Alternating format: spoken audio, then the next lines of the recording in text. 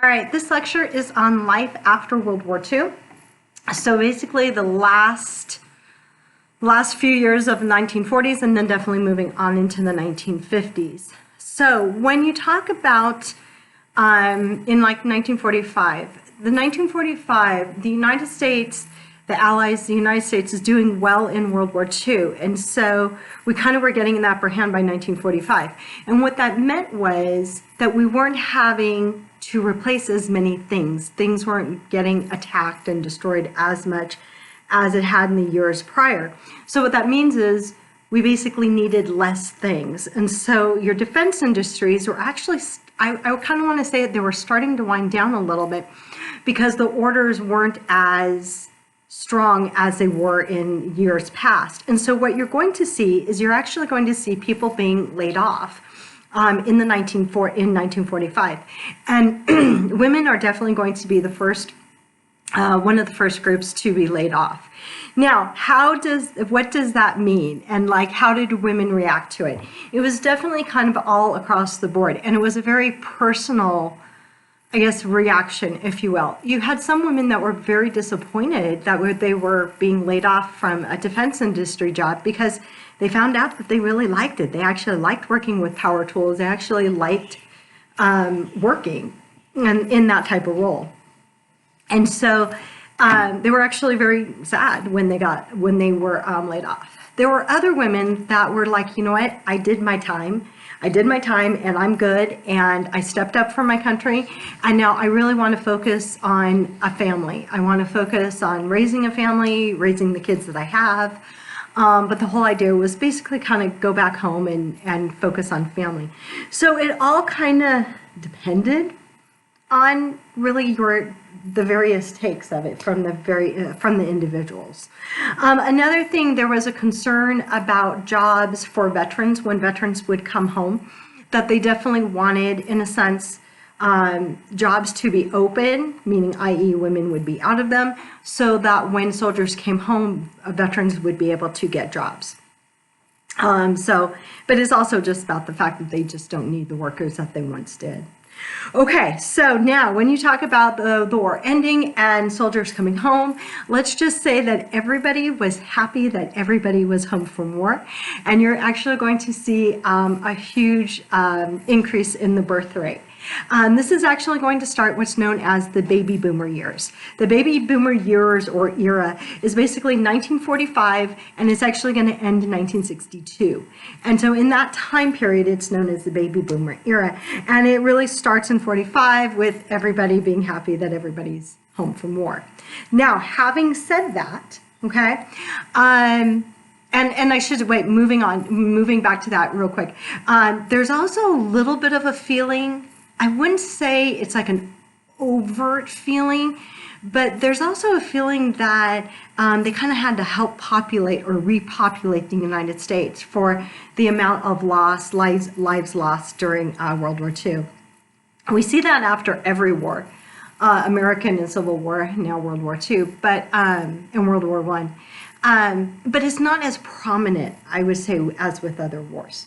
Okay, but anyway, when you talk about that, you will have, and you have this baby boomer time period. You definitely have, this is my cat making her appearance. You have the family size. The family size in this time period, late 40s into the 50s, I would say is about 3 or 4 kids. Okay, you might get up there 5 or 6, but I would say kind of your average was about 3 to 4 kids in this time period. So definitely a little bit smaller families. Okay, so when you talk about 1953, kind of mid 50s, you'll have a record birth number of 4.3 million births. Sorry about that. 4.3 million births by 1953. So once again, the whole baby boomer and time period. Now, with that, because this definitely plays into it, but there's also something going on after the war. And I would say probably about 47, you're going to start to see it. You're going to see the rise of the suburbs. Okay, and what you see with the rise of the suburbs is you have developers that are buying up a huge acreage of land, and they're basically leveling it. And it might be getting rid of, old businesses, but a lot, especially in California, it's agriculture. And they're basically building tract homes. Okay, and so tract homes are very popular, or this is where you have the beginning of tract homes, and they are very popular.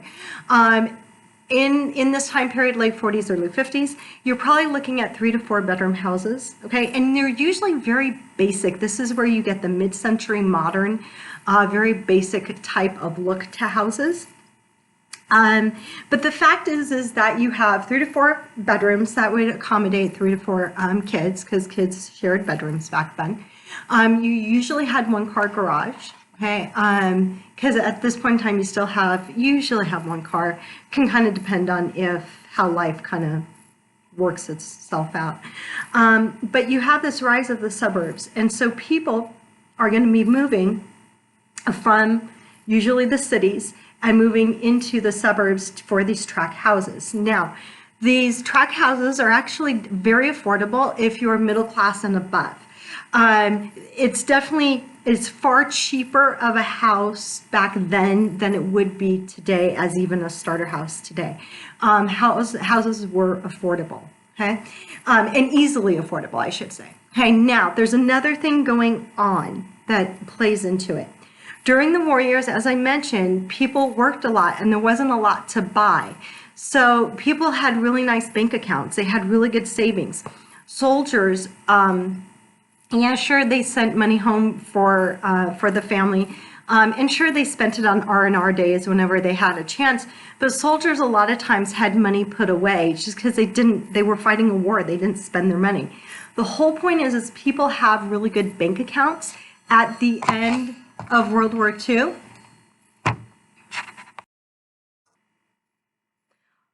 Okay, and so, sorry, I had an interruption.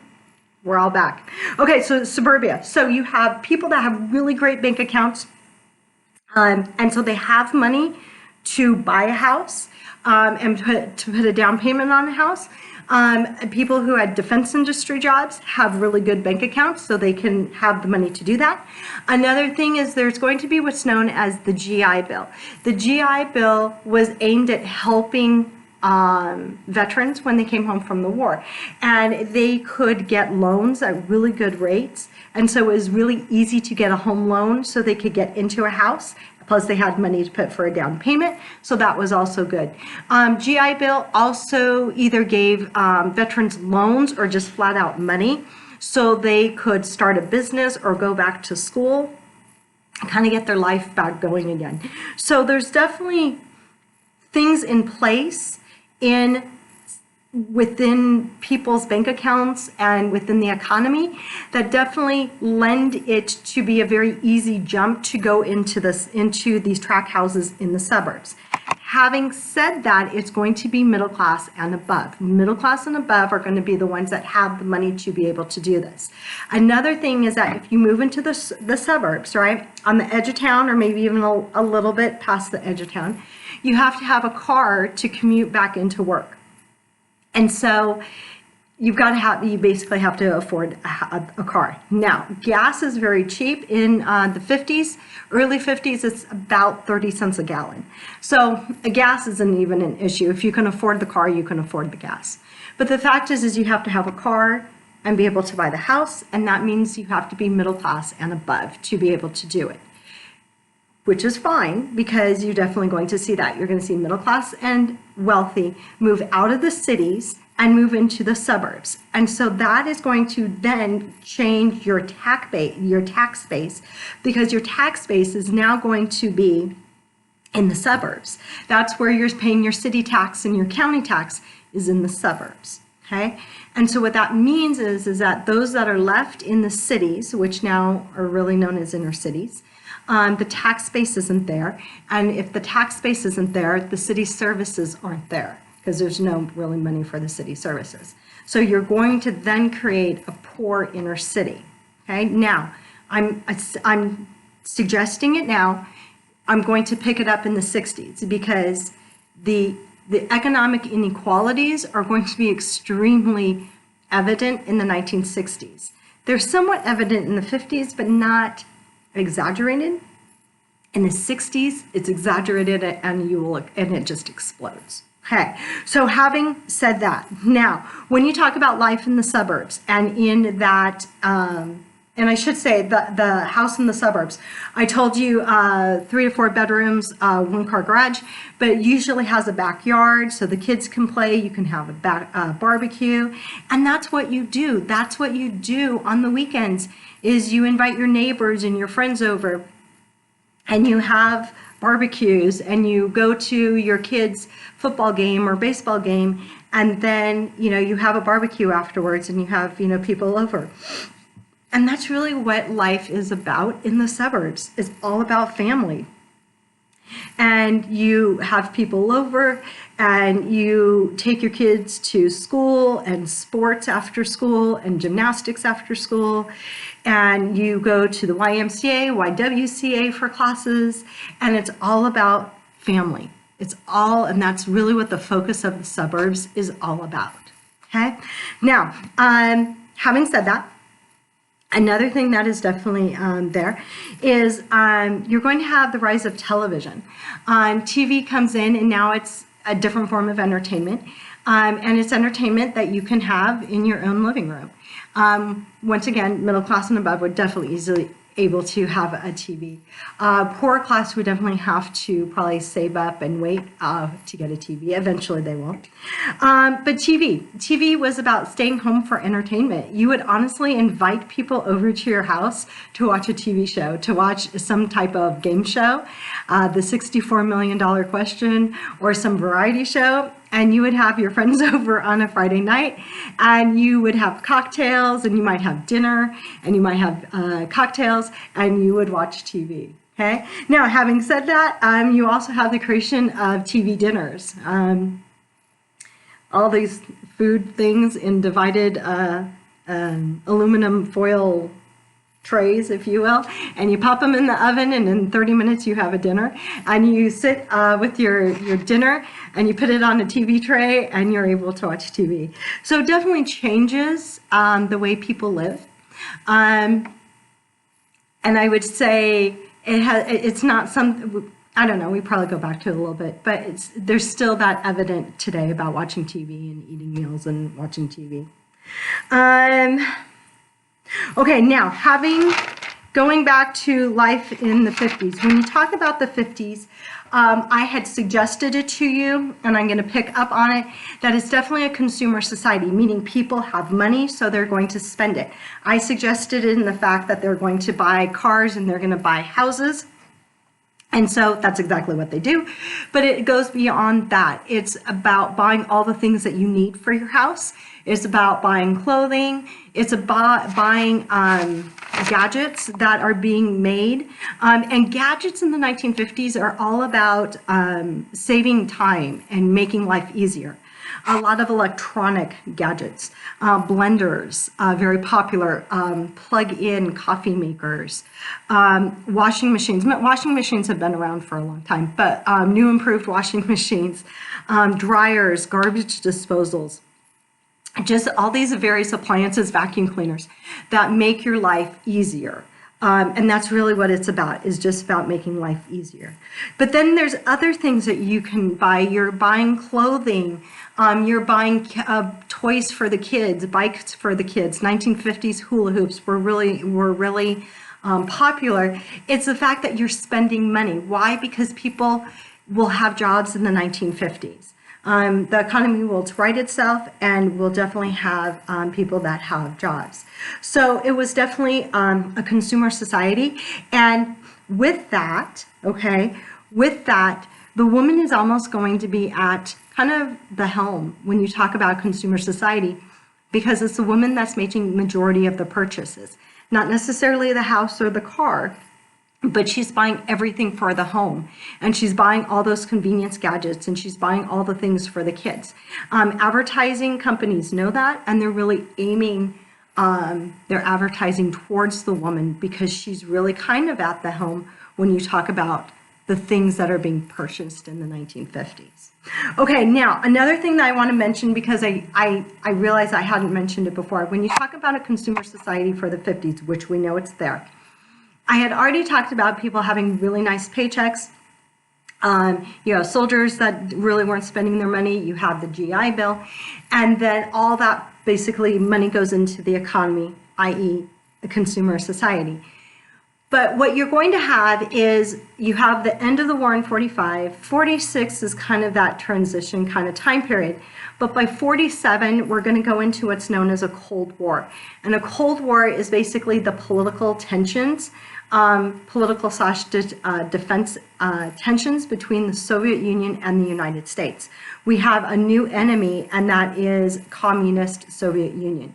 And so by 47, definitely 48, we're going to basically put in a draft again, and we're going to build up our defenses. And the reason, obviously, it's important foreign policy-wise, but it's also going to be economy-wise, because now if you are now going to build up your defenses, you need to build your defenses. And you're going to basically have all those defense industry jobs are basically going to open up again. In this case, those jobs are going to be for men. It's going to be returning veterans and men that get those jobs. But it's the fact that they will have good jobs, they will have good paying jobs, they have good, secure paying jobs. And that all equates to a paycheck at the end of the day, and you feeling comfortable with your economic status, so therefore you would buy. And that creates a consumer society for the 1950s. Okay, now moving on toward going back to women. There's a lot of information out there for women. Women want to be really educated about what they do in life, especially like raising their kids and having a household. And so you're going to see a lot of books and magazines out there. You have a book, one book, it's called The Natural Superiority of Women. You also have another book, which is a bestseller, or was a bestseller. It's called Baby and Child Care by Dr. Spock. Dr. Spock was a pediatrician, very popular pediatrician, and then he writes this book, Baby and Child Care, bestseller. And women really want to get educated on how to raise their kids and what to expect. So very popular. And then there's just all types of magazines, ladies, home journals, Women's Day. There's all different types of magazines. Oh, Cosmopolitan. And they're going to have a lot of advice on the home and raising kids and keeping a household. And so women really looked to this in the 1950s to get educated, to have a good house, to run a good household, to raise good kids. Okay, now another thing in the 1950s, this actually isn't any different from any other era that we've talked about it, but you'll see women in activism, and you definitely see women participating in a lot of different organizations. But in this time period, especially in the suburbs, you're talking about organizations that have something to do with family. So you see women being involved in the PTA, Parent-Teacher Association, the WWCA, churches and church organizations. So usually your organizations that women get involved with have to do with family, some way, shape, or form. There are other things that you will see. You see women, working women, participating in trade unions. That definitely isn't going to change. You also see whether it's working or non-working women being involved in the Women's Voter League. Just kind of some women who feel a little more, they want to be more politically active, that's kind of their thing. Okay, now having said all the things that I have said, okay, I'm going to kind of title this section what's known as Trouble in Suburbia. Because there's just this overall feeling in the suburbs that not everything is right. Women will say, I have a perfect life. I have a really great husband, I have great kids, I have a great home, and I'm not happy. I feel trapped, I feel frustrated, or it's not there. They can't even sometimes express how they feel. It's like they feel kind of frustrated and trapped, and they have a really hard time vocalizing that. And you know, you just kind of complain to your girlfriend. You're like, oh my God, what a day kind of thing. It's like, oh my God, what a week, right? But there's this it's all over the place. It's like all over the United States. So it tends to be in suburbia, if you will. There tends to be in the 1950s, and it's just a societal thing about this view of women should be perfect in a sense. They should marry well. They should have a perfect household. They should be a perfect cook, always have really fabulous meals, and they should have perfect children. And they should throw the perfect parties on the weekend, social gatherings. And there's this we've talked about it before, right? We've talked about this idea of this perfectness for women and this huge standard, this high standard that women had. And it's really prominent in the 1950s. I guess if your focus is on family and the kids, then everything should be perfect. But you'll get a lot of women who are struggling with that. It's like, I don't mind having, making sure my house looks nice and I have really good kids, but I'm bored with it. Like, I'm bored out of my mind with it. And so there's definitely this frustration. And then add on to it, if you have women who are college educated and who don't go on and do something with their college education, that they're really frustrated. Like, I'm educated and I don't even use what my degree is for, and I'm sick of going to PTA meetings. And so there's just this overall frustration that you see in the 1950s.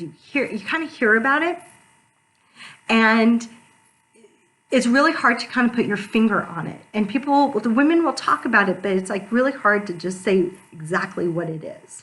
Okay. Now, there are some books in the 1950s that kind of document it a little bit. They have a book that's referred to as The Second Sex. You'll have what's known as Women in the Modern World, Their Education and Dilemma. And in that book, Women in the Modern World and also The Second Sex, what they're really talking about is that women in society are inferior to men. But then they say women aren't inferior to men, but really in society, that's how women are seen. So it really kind of goes along with this frustration that women have. Okay, so I want to introduce that because I'm going to pick up that concept again when we get into the 1960s. Okay. Now I'm going to move beyond suburbia. I want to talk about employed women. Employed women, really nothing has really changed because women have been working throughout the years. But what does change from the war years is that women are going to change from equal pay and working in defense industries. Now they're getting lower pay and they're working in the typical female roles. You see women working as secretaries, typists, librarians, sales clerks. Majority of the women, when you're talking elementary into high school, are going to be women. And they're definitely being paid less than men. 1955, women earned 63% less than men. So they kind of go back to, in a sense, the status quo and what they were doing before.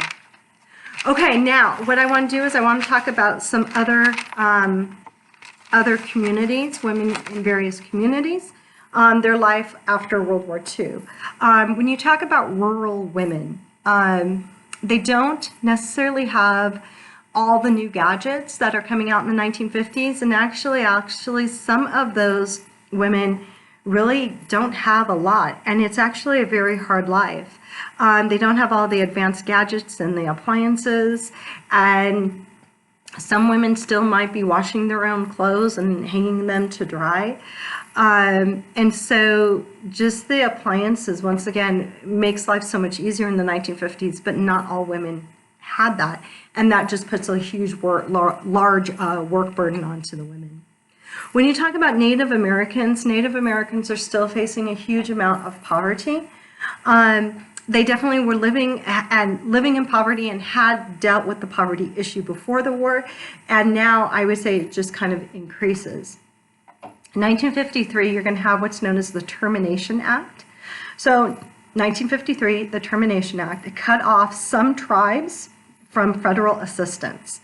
And so therefore, you just don't get the money, pushing them into poverty.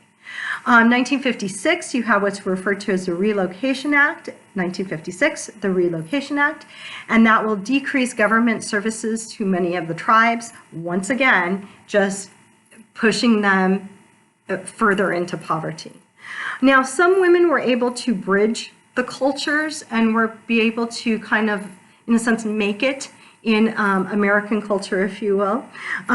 Two examples, these would be women who were pushing the envelopes, kind of deviant women, if you will. Maria Martinez, she is from the Pueblo tribe in New Mexico. She was known for her pottery. She made very distinctive pottery, and she actually made very good money from her pottery because she could sell it basically all over. And it will actually go beyond New Mexico in the Southwest. And she will actually travel the country teaching women how to do her pottery technique. Another woman, Maria Tallchief. Maria Tallchief is from Oklahoma. She is from the Osage Indian tribe, O-S-A-G-E, the Osage Indian tribe, and this is Maria Tallchief. She actually became a professional ballerina with the New York City Ballet. Okay, another group of women are Hispanics. Hispanics, in a sense, nothing really has changed, unfortunately, for this group, is that they're still in labor positions. A lot of them have to do with agricultural labor positions, especially when you're talking like Southwest area, California Southwest. You will see if you get into more urban areas, like along the East Coast, kind of New York City region, you will see them working in factories. But at the end of the day, they're still in labor positions. They're women, and they're definitely getting paid less than men. And because they're Hispanic, if you're talking about union jobs or factory jobs, they might even get paid less, kind of on the low end of what a woman would be making. So the fact is that they're still in labor positions or labor positions, and what that does is it just keeps them in poverty, and it's a cycle that it's extremely hard to get out of. You will see women, Hispanic women, joining unions, especially if they are working in factories, especially New York City, Puerto Rican women. You will see them be involved in labor unions extensively. Now, when you talk about migrant workers and field labor workers, Southwest California, there tends to be in the 50s, mid-50s, early mid-50s, a movement to try and unionize the migrant workers, and you will definitely see women, the Hispanic women, participate in that. They will not get unions at this point in time. California will not unionize until 1970s. 1975, I believe. And so they still have a very long way to go. But my whole point is that these women are trying to be active to basically make a better life. Now, another group we have to talk about is the African American women. They are going to find themselves in low-paying jobs. Now, if they had had factory jobs during the war years or defense industry jobs, they definitely will be laid off from that. And then they will go back into their behind-the-scenes low-paying jobs. And it just ends up keeping them in poverty. Now, another thing that we have to talk about for the 1960s is the civil rights movement. The civil rights movement is going to be a huge movement, really in the 1950s. It starts a little bit late 40s, but really kind of builds steam up in the 1950s. And you will definitely see women play very large roles in the civil rights movement. Now, I say that they're not in like decision-making roles, okay, within their community, but they're very active with supporting the civil rights movement. Now, in the 1950s and into 60s, you're going to have the leader of the civil rights movement, and that's going to be Martin Luther King Jr. Martin Luther King Jr. will always advocate a peaceful protest. And so 50s and into parts of the 60s, the protesting will definitely be what's the word I'm looking for? Will be peaceful. The violence that does occur is the violence that is done onto the protesters. Now, this is going to be a Supreme Court case, and this is definitely going to help kind of like get the momentum of the civil rights movement, and that is going to be in 1954. You're going to have a Supreme Court case called Brown versus Board of Education of Topeka. This is a slide on the PowerPoint, Brown versus Board of Education of Topeka. And Brown versus Board declared racial discrimination in public education as unconstitutional. And so this is going to overturn Plessy versus Ferguson, and this is going to get rid of segregation in the United States, or I should say, it basically says segregation in the United States is illegal, and it's the beginning of the breakdown of segregation. Just because you have a law on the books does not mean that it's going to end today or tomorrow in the United States. So it's the beginning of that, and it's the beginning of a social and mental change in the United States. Very long journey that they're going to be on. But definitely part of the civil rights movement of the 1950s. Okay, now another thing that we have to talk about, which is a huge influence on the civil rights movement in the 1950s, is what's known as the Highlander Folk School in Gundry County, Tennessee. Okay, and it was a regional training center. Okay, in the very beginning it was a regional training center, and then as the 50s come on, it's still a training center, but now it really focuses on civil rights. And so you'll have many people that will sign up for these classes on civil rights, on how to protest, how to do rallies, and really about like social reform. And so you're going to definitely see huge amounts of African Americans, men and women, that will go to this Gundry Folk School, Highlander Folk School, and they're going to basically kind of learn how to be protesters, if you will, and learn that civil rights movement. You will also have many women that will then eventually become teachers at the Highlander Folk School. By 1953, the curriculum was completely civil rights activism. Okay, so 1956, Septima Clark. Septima Clark was a teacher in Columbia, South Carolina, and she is actually she was a part of the NAACP. And when the school district found out that she was a part of the NAACP, they said that she could not be a city employee and be a member of the NAACP. And they basically said she had to choose. And so she chose the NAACP. So she will basically quit her job as a teacher, and then what she will end up doing is going to training at the Highlander Folk School, and then she actually becomes an educator. She actually will then work and have a full-time position teaching at the Highlander Folk School. So that's a really good example of that. Now, another person that we also have to talk about who also went to the Highlander Folk School for the instruction on civil rights movement is going to be a woman by the name of Rosa Parks. Rosa Parks went to the Highlanders Folk School, or Highlander Folk School, and then she will then also be just an activist within her community of Montgomery, Alabama. Now, in Montgomery, Alabama, majority of your bus ridership are African Americans. And Rosa Parks is going to be one of them, and she will take the bus to work every single day. And at this point in time, 1955, you're going to have segregation. And so when you're riding on a bus, African Americans have to sit in the back. If there are available seats, African Americans can sit in the available seats no matter where the seat is on the bus. But if the bus starts to get crowded, the African Americans have to give up their seat to a white person. Rosa Parks was sitting at the front of the bus because there was available seats, and she refused to give her seat up to a white person. When she refused to give her seat up to a white person, the bus pulled over and she was arrested. Now, this is going to spark a huge civil rights movement in Montgomery, Alabama. They will basically say, you know, this is just wrong. It's just flat out wrong, and we've got to basically, we've got to do something about it. So Rosa Parks is going to be bailed out of jail. She goes to court. She's not even in jail for very long, for a few hours. And then she goes back to court on it. And I believe she pays, I think it's something like $14 is her fine. So it's not like she spends days in jail on it. But anyway, with the Rosa Parks arrest, it basically gets the civil rights movement going in Montgomery, Alabama.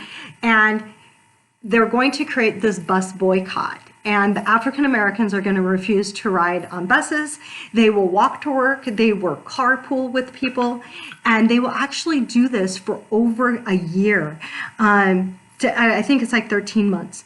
I'm sorry, 1 year and 15 days. And so it's a very long boycott. And they will eventually actually break it. And in Montgomery, Alabama, the bus system will actually be desegregated. And then they'll also lead to the country basically saying that you couldn't have segregation on like public accommodations. So this is definitely going to be one of those landmark cases. And in a sense, you have a woman that's basically at the front of it. She's going to be a part of the activism, but they're really stepping up and defending her her arrest. Okay, now I'm going to pick up on that, meaning the civil rights movement, as we move into the 60s. Okay, another group of women that I want to mention, I believe this is the last group of women that I want to mention, is going to be I'm kind of the Asian community, and I say that, and I think I'm really going to focus on more of the Japanese community. 1945, you're going to have what's known as the War Brides Act, that allowed war brides to come over into the United States. So either it could be just wives, okay, that were married, and men could bring over their wives, or they could actually do butcher brides, which were not all that common with the Japanese. That was more Chinese. But the fact is that it brought more women into the United States, and it was about also creating kind of those Japanese families, which just basically kind of take it and then run with it in the United States. During the war, you had the Japanese internment camps, because the Japanese were feared during World War II. And so you have the release of them on 1945, and many of them basically had to start over all over again. Most of them lost so much. But by 1948, you'll have what's known as the Evacuation Claims Act, where each family would get X amount of money. I think it's something like $2,500. It's not very much for them to restart. 1952, you'll have the McCarran-Walter Act that abolished racial qualification for citizenship, so it made it a little bit easier. In 1953 and 1957, you'll have the Refugee Relief Act that allowed refugees from China and also Korea to immigrate into the United States. So you will see more women, men and women, come in from China and also Korea into the United States. As I mentioned, or as I had alluded to, thousands will come into the United States. They tend to go into large cities because there's available jobs at that point in time. When you're talking about the Chinese, they tend to live in Chinatowns. So you'll have huge developments of Chinatowns, definitely San Francisco in California, Chinatown in Los Angeles in California. But you'll see it all over. You definitely see a lot on the West Coast. If you have people coming over from Japan, they tend to create little Tokyos. And once again, you see little Tokyos in San Francisco. You see it in Los Angeles, but you'll kind of see it all over, especially on the West Coast. When you talk about these various women usually work in labor positions, seamstresses, doing laundry, domestic servants, cannery workers, some farm labor. Japanese will do some farm labors for a period of time, save up their money, and then will buy something and then definitely move out of that. But they definitely try to find the advantages in the United States and then run with that. One of the biggest one was education. I'm not talking about whatever nationality, Chinese, Korean, Japanese. It was, they saw that opportunity for their children to get educated, and they really almost always promoted education. It was just always about getting that education and then basically kind of moving up that economic ladder and definitely using education to do so. Definitely still hard, definitely still a struggle, but definitely using education as a way to kind of get into society. All right, and so that is the lecture on life after the life in the United States after World War II.